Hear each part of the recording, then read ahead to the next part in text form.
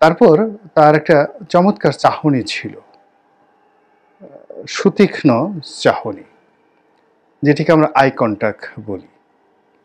বার্ধক্যের কারণে হোক, অসুস্থতার কারণে হোক, তার চোখের যে জ্যোতি এটি ম্লান হয়ে গেছে।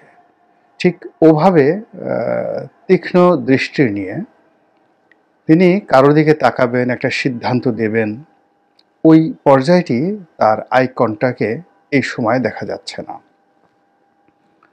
তো ঠিক এরকম যখন অবস্থা, তখন এক শ্রেণীর মানুষ এখনো অবধি তাকে নিয়ে রাজনীতির স্বপ্ন দেখেন, তাকে রাজনীতির ঐক্যের প্রতীক মনে করেন এবং তাকে বাঁচিয়ে রেখে তারপর জাতীয়তাবাদী শক্তিকে রাষ্ট্র ক্ষমতায় নেওয়ার ব্যাপারে বিএনপির নেতাকর্মীদের চেষ্টার কোনো ত্রুটি নেই।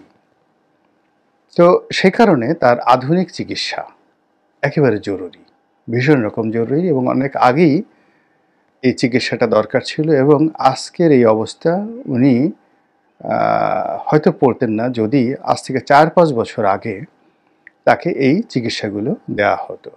এখন অভিযোগ যে জেলখানাতে থাকাকালীন অবস্থায় তার প্রতি অবিচার করা হয়েছে, কেউ কেউ বলেন তাকে বিষ প্রয়োগ করা হয়েছে, কেউ বলেন তার প্রতি যে অমানবিক অবহেলা দেখানো হয়েছে, তুচ্ছ এবং তাচ্ছিল্য করা হয়েছে, যেটি তিনি নিতে পারেননি।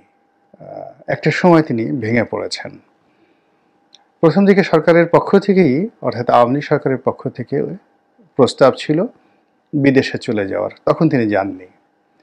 প্রস্তাব ছিল জেল থেকে বের করে, অর্থাৎ তিনি যদি রাষ্ট্রপতির কাছে ক্ষমা চান বা ক্ষমা প্রার্থনা করেন, জেল থেকে বেরিয়ে তিনি সাধারণ জীবনযাপন করতে পারেন। কিন্তু তার মধ্যে যে একটা আপোষহীনতা আছে বা আপোষহীন মনোভাব ছিল, ওটি তার অসুস্থতার কারণে শেষ সময়ে এসে তিনি আসলে সিদ্ধান্ত নিজের পক্ষ থেকে নিতে পারেননি, তার পরিবার তার ব্যাপারে সিদ্ধান্ত নিয়েছে। আবার এই যে পট পরিবর্তনের পর গত 5 মাস ধরে তিনি বাংলাদেশে আছেন, অথচ উনি যদি আগস্ট মাসের 6 তারিখে চলে যেতেন, 7 তারিখে চলে যেতেন, এই সময়টাতে চিকিৎসা শেষ করে তিনি আবার বাংলাদেশে ফিরতে পারতেন। আমার মাথায় ঢুকে না কারা তাকে যেতে দেয়নি বা কারা তাকে বিদেশে নেয়নি। অর্থাৎ পরিবারের পক্ষ থেকে যদি তাকে না নেওয়া হয়ে থাকে, এটিও তার প্রতি অবিচার করা হয়েছে। আর যদি রাষ্ট্র বা সরকারের পক্ষ থেকে তাকে বিদেশে যেতে না দেয়া হয় বা তালবাহানা করা হয়ে থাকে, এটা অমার্জনীয় অপরাধ, একেবারে অমার্জনীয় অপরাধ। তো যাই হোক, আমি এই ভিডিওটা করছি সোমবারে এবং মঙ্গলবার দিন, অর্থাৎ আগামীকাল তিনি দেশের বাইরে যাবেন এবং এজন্য একটি এয়ার অ্যাম্বুলেন্স কাতার সরকার তাকে দিয়েছে, এভাবে আমরা জেনেছি। এবং সেই কারণে তিনি যাওয়ার বেলায় তার দলের যারা নীতি নির্ধারণী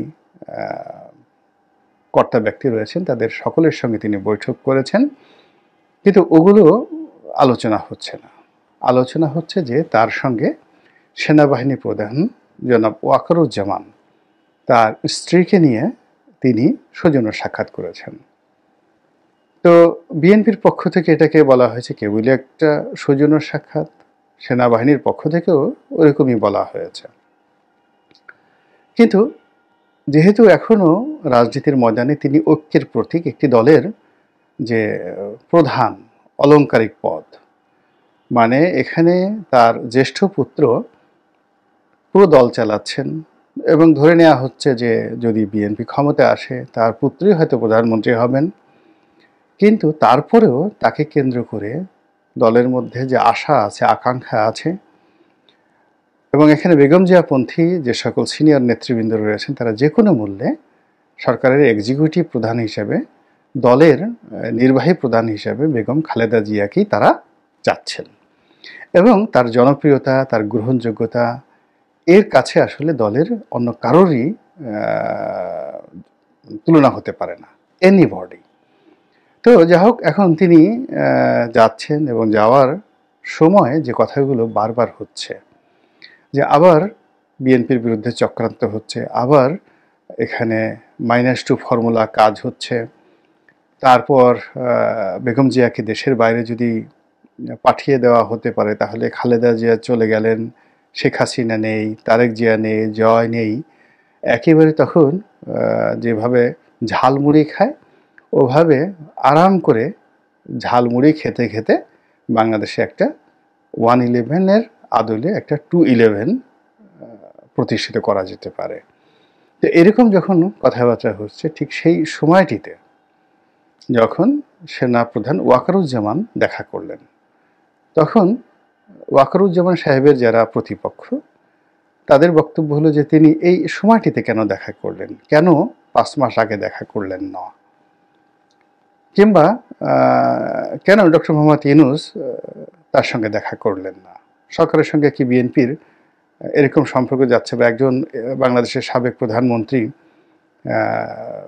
এতটা অসুস্থ অবস্থায় আছেন, সেখানে সরকার প্রধান হিসেবে ডক্টর ইউনূস যদি তার সাথে দেখা করতেন তাহলে এমন কি ক্ষতি হতো। তো তিনি দেখা না করে কেন সেখানে ওয়াকারুজ্জামান সাহেব দেখা করলেন, অথবা যে কোনোভাবে হোক রাষ্ট্রপতি এখানে আছেন জনাব শাহাবুদ্দিন চুপ্পু, কিন্তু রাষ্ট্রীয় প্রোটোকলের কথা বাদ দেন, মানবিক দৃষ্টিকোণ থেকে কিংবা বিএনপিকে যদি আপনি একটি রাজনৈতিক দল হিসেবে গুরুত্ব দেন এবং তাদের জনপ্রিয়তা, এবং এখন আওয়ামী লীগবিহীন বাংলাদেশে বিএনপি ছাড়া অন্য কেউ ক্ষমতায় আসবে এ কথা কেউ কল্পনাই করতে পারে না।